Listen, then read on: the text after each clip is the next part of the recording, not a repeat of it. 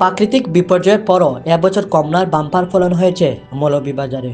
জুড়ি ও বড়লেখা উপজেলায় ফলটি বাজারজাতে ব্যস্ত চাষিরা। চলতি মৌসুমে অন্তত 17 কোটি টাকার কমলা বেচাকেনার আশা সংশ্লিষ্টদের। জানা যায়, মৌলভীবাজার জেলার সবকটি উপজেলায় ফলটি চাষ হলেও জুড়ি ও বড়লেখা উপজেলা সুমিষ্ট ও রসালু, নাগাপুরি এবং খাসিয়া জাতের কমলা সবচেয়ে বেশি বাগান রয়েছে। উঁচু নিচু পাহাড়ের বুকে এসব কমলার বাগান। গাছের গাঢ় সবুজ পাতার ফাঁকে তুকায় তুকায় দেখা যায় কাঁচা পাকা কমলার সমাহার।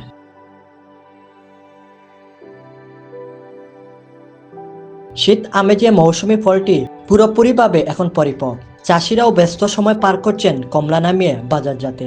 চাষিরা বলছেন, এবছর গাছে ফুল আসার শুরুতে খরা এবং পরবর্তী অতিবৃষ্টি ফলন কিছুটা বিপর্যয় দেখা দেয়। ফলনের শুরুতে পোকামাকড়ের আক্রমণের পরেও প্রতি হেক্টরে উৎপাদন হয়েছে 7 মেট্রিক টন। শুধু 2 উপজেলার 124 হেক্টর জমির বাগানে 843 মেট্রিক টন উৎপাদন হয়েছে। টাকার হিসেবে প্রায় 17 কোটি টাকার কমলা বেচাকেনা হবে।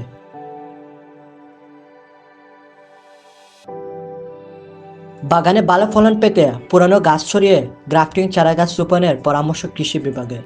মৌলভীবাজার কৃষি সম্প্রসারণ অধিদপ্তরের উপপরিচালক শামসুদ্দিন আহমদ জানান, কমলা চাষে আগ্রহী ও পোকামাকড় দমনের জন্য চাষিদের পরামর্শ দেওয়া হচ্ছে। পাশাপাশি বিনামূল্যে সরবরাহ করা হচ্ছে গ্রাফটিং চারাগাছ। কৃষি বিভাগের তথ্যমতে মৌলভীবাজার 315টি বাগানে 170 হেক্টর জমিতে কমলার বাগান রয়েছে, আর উৎপাদন লক্ষ্যমাত্রা 1136 মেট্রিক টন।